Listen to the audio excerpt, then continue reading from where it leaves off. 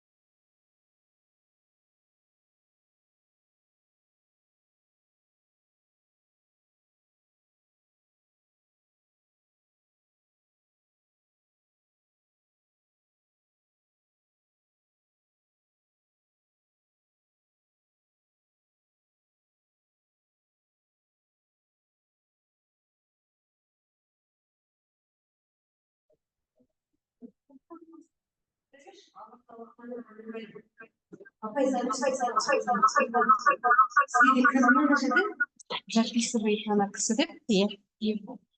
Это не надо.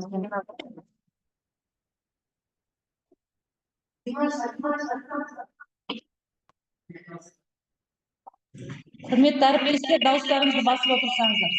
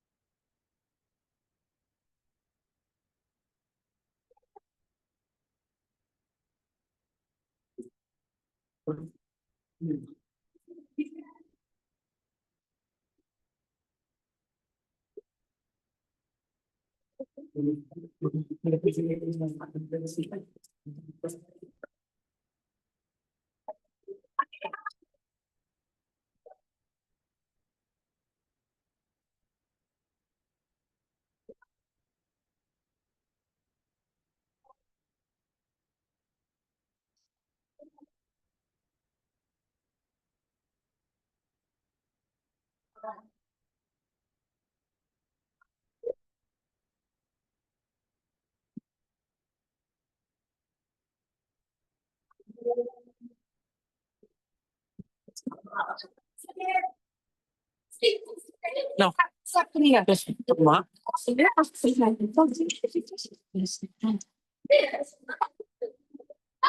Сені бұл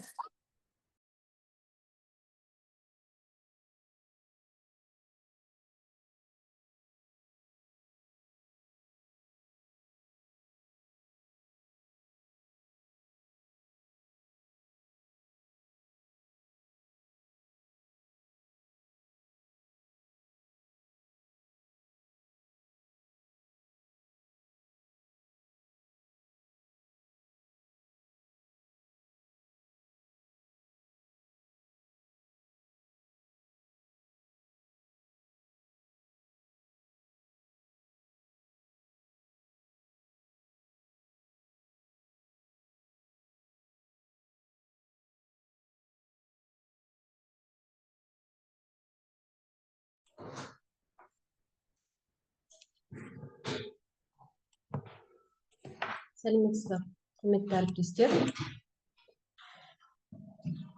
Бүгін номер 173 мектеп гимназиясында өткелі жатқан республикалық онлайн конференциясына қош келдіңіздер. Тақырыбы білім мен дәстүрдің сабақтастығы, ғылым, тіл және рух бірлігінде. Элективті курстарды ғылыми және әдістемелік тұрғыдан негіздеп, кәсіби деңгейде қорғау дағдыларын дамыту, педагогикалық тәжірибе алмасу және білім беру үрдісін жетілдіруге ықпал ету. Сондай-ақ оқушыларға ғылымдардың әдістері арқылы кешенді түрде түсінуге мүмкіндік беретін пәнаралық көзқарасты қалыптастыру. Менің аты жөнім Классова Айжан Женисовна. Номер 173 мектеп гимназиясының математика пәнінің мұғалімі. Мен сіздерге бүгін өзімнің 11-ші сынып оқушыларына арналған аптасына 1 сағаттық, толық 34 сағатқа арналған қызықты алгебра есептерін қайталап шығару курсын таныстырғым келіп отыр. Берілген курстың мақсаты 11-ші сынып оқушыларын қорытынды аттестаттауға жүйелі дайындау, өз беттерімен есептерді шығару білу мүмкіндігін, функционалдық сауаттылығын дамыту. Курстың міндеті алгебра және анализ бастамалары пәнінің 10-шы, 11-ші сыныптағы оқу мақсаттарын тиімді пайдалану, қорытынды аттестаттауды өткізу талаптарына сәйкес ашық, жабық тапсырмаларды орындау дағдыларын жетілдіру. Беріліп отырған курстың өзектілігі оқу бағдарламасын жүйелі меңгерген, математикалық және функционалды сауатты, өз бетімен есептерін шығара алатын ұрпақ тәрбиелеу болып табылады. Енді сіздермен таныстырғалы отырған элективті курсым 8 бөлімнен тұрады. Мектеп бағдарламасындағы материалдарды тереңдете отырып, ОБТ есептерін шығаруға бейімдеу көзделген. Бірінші бөлім функция және оның қасиеттеріне 7 сағат арналған. Бұнда функцияның жұптылығы, тақтылығы, периодтылығына, анықталу облысы мен мәндер облысын анықтауға, кері функцияны жазуға, функцияның график сызуға арналған тақырыптар қарастырылады. Екінші бөлім тригонометриялық теңдеулер мен теңсіздіктер 3 сағатқа арналған. Тригонометриялық теңдеулерді шешу, тригонометриялық теңсіздіктерді шешу әдістерін қарастырамын. Үшінші бөлім туынды 4 сағатқа арналған. Функцияның туындысы мен оны есептеу, туындыны қолданып, функцияны зерттеу, жанаманың теңдеуін анықтау болып табылады. Төртінші бөлім алғашқы функция және интеграл 3 сағатқа арналған. Алғашқы функция және интеграл, анықталған интегралдың геометриялық есептерін шығаруға арналған. Бесінші бөлім көрсеткіштік теңдеулер мен теңсіздіктер 4 сағатқа арналған. Көрсеткіштік теңдеулер мен теңдеулер жүйесін шешу, көрсеткіштік теңсіздіктерді шешу, көрсеткіштік теңсіздіктер жүйесін шешуге арналған болып табылады. 6-шы бөлім логарифмдік теңдеулер мен теңсіздіктерге 8 сағатқа арналған. Логарифмдік өрнектерді ықшамдау, бірлесіп жұмыс жасауға берілген есептер, логарифмдік теңдеулер жүйесін шешу, логарифмдік теңсіздікті шешу және практикалық мазмұнды мәтіндік есептерді осы бөлімде қарастырамыз.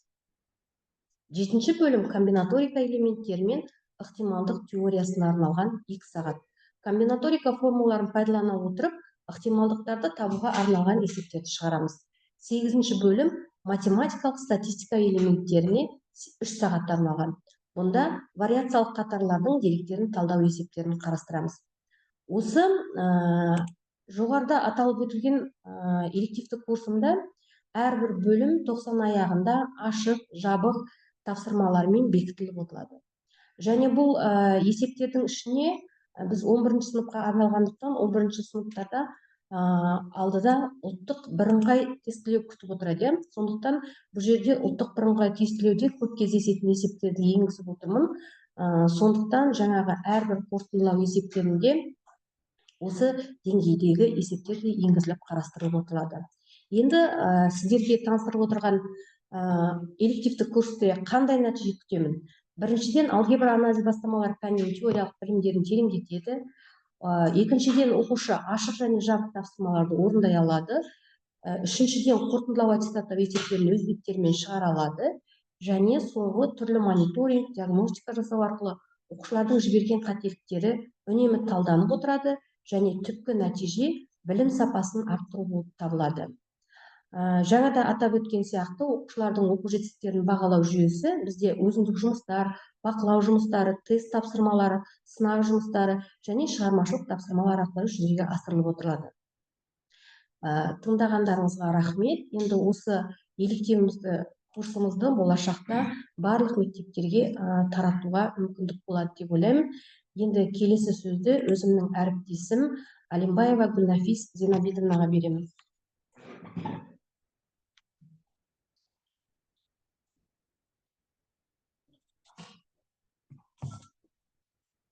Добрый день, уважаемые учителя. Я Алимбаева Гүлнафис Зинабидовна, учитель русского языка и литературы, школа-гимназия номер 177. Моя тема по элективному курсу «Культура речи и стилистика».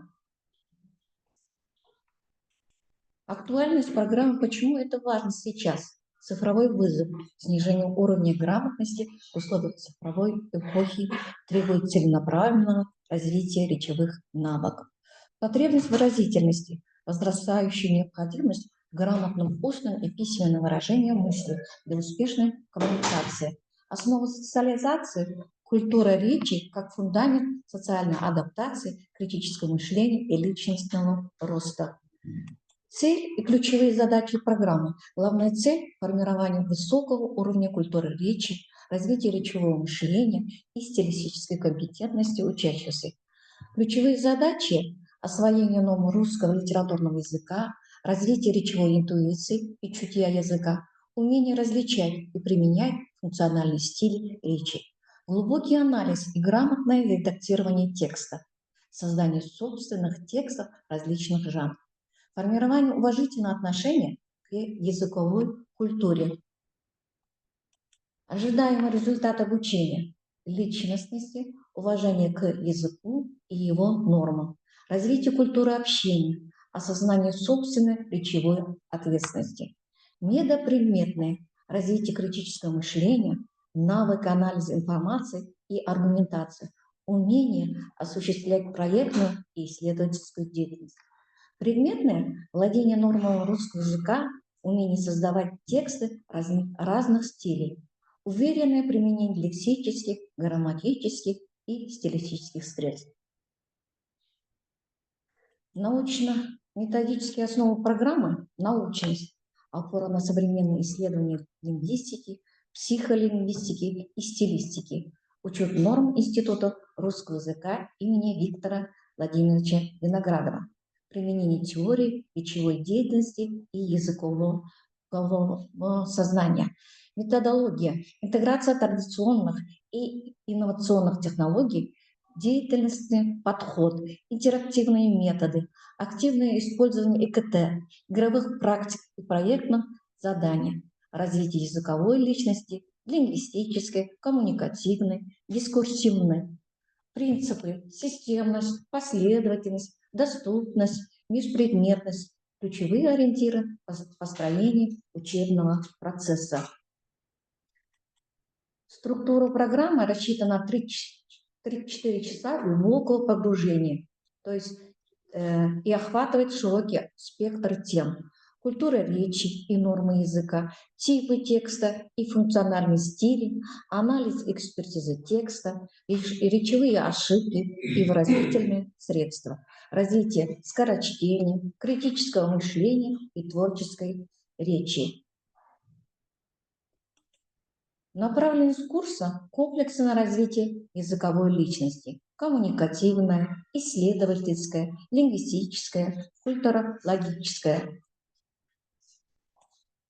Коммуникативная и лингвистическая направленность – это коммуникативное формирование умения эффективно общаться в различных ситуациях, развитие навыков аргументации и убедительной речи, практика публичных выступлений и ведение дискуссий.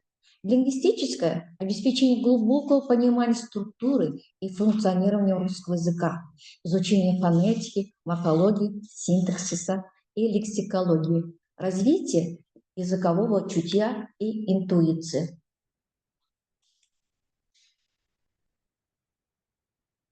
Культурологическая, исследовательская и личностная направленность – язык как неотъемлемая часть национальной культуры и идентичности, отражение менталитета народа. Исследовательское – развитие навыка анализа, сравнения, интерпретации и критической оценки языковых явлений. Личностное – развитие уверенности в себе, самостоятельности и ответственности за собственную речь. Заключение. Программа формирует грамотную, культурную, уверенную языковую личность, готовую к успешному обучению, социальной коммуникации и интеллектуальному развитию. Это инвестиция в будущее, где каждый ученик сможет ясно и убедительно выражать свои мысли, достигая успехов во всех сферах жизни.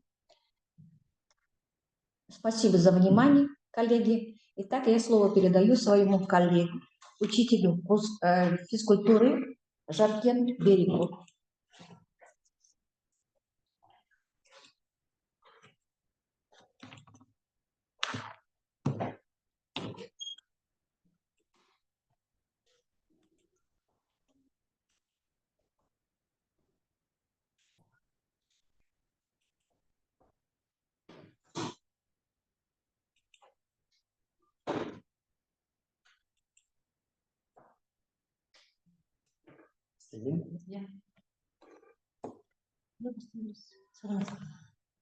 Сәлеметсіздер ме, құрметті әріптестер. Менің аты жөнім Жаркен Берік, Алматы қаласы Жетісу ауданы нөмір 175 мектеп гимназияның дене шынықтыру пәні мұғалімі, педагог зерттеушімін. Менің бүгінгі оқитын тақырыбым дәстүр мен дағды асық ойын арқылы ұлттық рухты дамыту.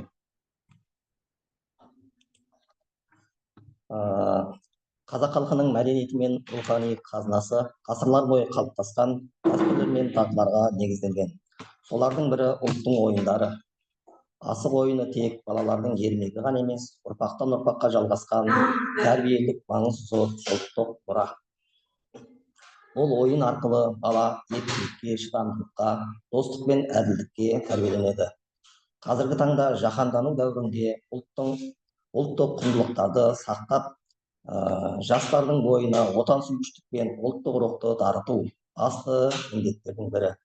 Сол себепті дәстүр мен дағды асық ойын арқылы ұлттық рухты дамыту тақырыбы ұлттық тәрбиенің өзектілігін ашып, дәстүрлі ойындардың қазіргі қоғамдағы рөлін айқындауға бағытталады. Енді асық ату ойынының негізгі мақсаттары. Асық ату ойынының негізгі мақсаты балалар мен жастарды ептілікке, дәлдікке, шыдамдылыққа, әділдікке және ұжымшылдыққа тәрбиелеу. Бұл ойын арқылы ойыншылардың қимыл қозғалысы, қабілеті, көз мөлшері, қолдың икемділігі дамиды. Сонымен қатар асық ойыны ұлттық салт дәстүрді дәріптеп, ұлттың рухани бірлігін нығайтуға және ата-баба мұрасын сақтауға ықпал етеді. Қысқаша айтқанда, ойынның мақсаты дене қимылын жетілдірумен қатар, ұлттық сана мен рухты дамыту. Енді асық туралы кішкене былай, асықтың жалпы атауы туралы, оң солы туралы біраз айта кетейін жерде. Асық өзі, көрініп тұр ма, асық екіге бөлінеді, оңқай және солақай болып бөлінеді. Бұл асықтың мына беті алшы, тәйкі, бөкші, оңқы, шоңқы, жаңқы болып бөлінеді. Осылай 6-7 түрге бөлінеді. асықтың жалпы несі, асықтың ең бірінші алшы деген ойық жағы бары, ең бірінші әдетте жарыстарға жеребе тастағанда осы асықтың алшы жағы арқылы бірінші ойынды кім бастайды дегенде осы алшы жағы арқылы бастайды. Бұл алшы деген асықта әдетте қазақта бір мақал бар ғой, асығың алшысынан түссін деген. Осы ерекше жағы, осы асықтың мына жағы, ойық жағы бар жағы, асықтың алшысы болып. Мына жағы тәйкі, бүк, шек болып кете береді осылай. Жаңағы жарыс басында жеребе тастағанда осы асықпен де осылай тастала береді. Жалпы енді келесі күтілетін нәтижелер дегенде, ұлттық ойындардың денсаулыққа пайдалы әсері туралы оқушы біледі. Ұлттық ойындардың атауларын, мазмұны мен ережелерін ұғады. Ұлттық ойындарды ойнау кезіндегі қозғалыс бойынша өзін-өзі ұйымдастырудың қарапайым дағдыларын меңгереді. Жүгіру, секіру, лақтыру және аулау, жорғалау және дәлдеу негізгі қозғалыс дағдылары екенін біледі. Ұлттық ойындарды өз бетінше және топта ойнай алады. Оқушының табандылығының көрінісі, соңына дейін күресу қабілеті дамиды. Ойын кезінде қарсыластарына деген көзқарас қалыптасады. Серіктестерін назарға алуға қабілеті артады. Өзінің және өзгенің қателіктерін сараптай алатын болады.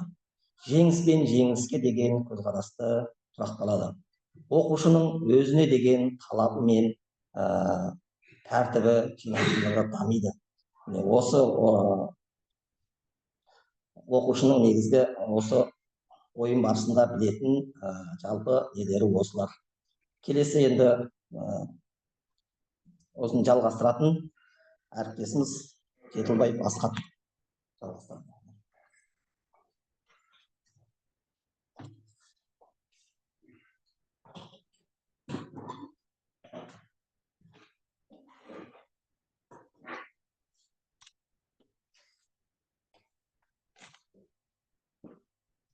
Сәлеметсіздер ме, құрметті әріптестер. Менің аты-жөнім Жетілбаев Асхат Сайынұлы. Номер 177 мектеп гимназиясында дене шынықтыру пәні мұғалімі болып жұмыс атқарамын. Еңбек өтілім 17 жыл, педагог сарапшы. Бүгінгі тақырыбым дәстүр мен дағды асық ойыны арқылы ұлттық рухты дамыту. Асық ату ойыны қазақ халқының ежелден келе жатқан дәстүр ойындарының бірі. Асық ату мақсаты дәлдік пен ептілікті дамыту, көз мөлшері мен координацияларын шыңдау. Нысанаға көбіне алшық, көктас, қан асық деп аталатын асыққа дәл тигізіп, қарсыластардан көп асық ұтып алу.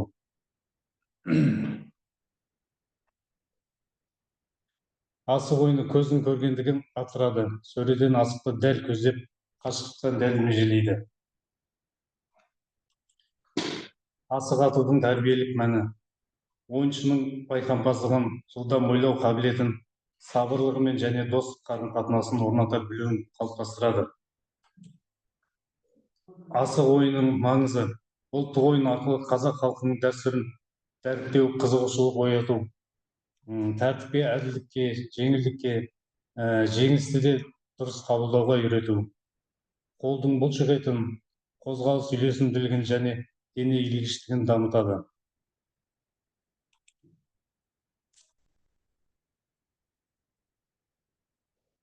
Асық ату ертеден келе жатқан қазақ ұлттық ойындарының бірі. Ұлттық ойындар көбінесе әр халықтың әлеуметтік экономикалық жағдайларына, шаруашылық мүмкіншіліктеріне байланысты қалыптасқан. Қазақ халқының ұлттық ойындарының көбі табиғи заттармен ойнауға негізделген. Шаруашылығы мен мал шаруашылығына негізделгендіктен қазақ халқының ұлттық ойындарында осыған икемделген. Әсіресе қойтып көп өсіргендіктен балалар ойынының көбі асықпен байланысты болып келеді. Сондықтан асық ойындары ұлттық ойындардың ішіндегі арыдан келе жатқан көнелердің бірі болып табылады. Асық ойыны баланың жастайынан жүйке жүйелеріне шыңдайды. Енді асық ату ойын ережелері өте көп. Асық ату ойыны сырт көзге қарағанда оңай болып көрінгенмен, ережелері өте қиын болып келеді. Ойыншылар саны 3 немесе одан да көп ойыншылар ойнай алады. Ойын алаңы тегіс жерде дөңгелек шеңбер сызығында әр ойыншы өз асығын, әр ойыншыда өзінің сақасы болады. көбіне сақа деп аталады, және бірдей мөлшердегі асықтарды ойынға қояды. Барлық ойыншылар асықтарын конға тігіп, сақаны иіру арқылы алшы тайкеп, бүкшік кезек белгілерімен ойнайды. Ойыншы коннан белгі қашықтықтан асықты сақасымен атады. Егер сақа алшы түскен жағдайда сол ойыншы ойынды бастайды. Екі ойыншы ойнау кезінде уақыт беріледі. Уақыт 8 минут, үлкен жарыстарда 12 минуттан беріледі.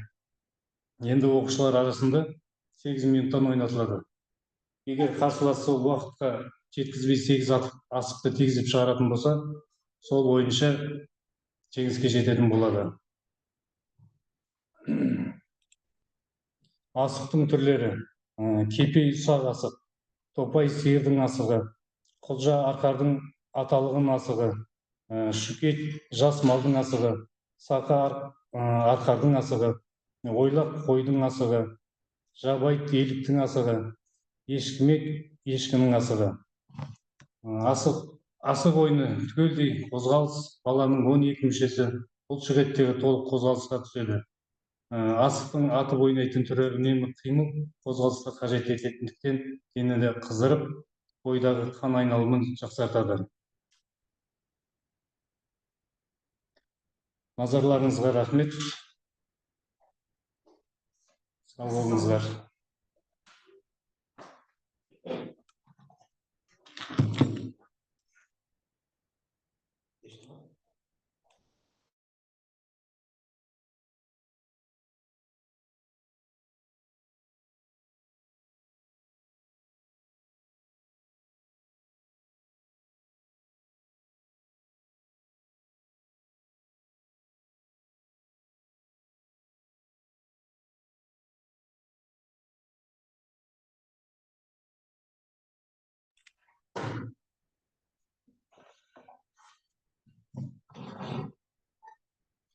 Құрметті әріптестер, осымен аяқталды.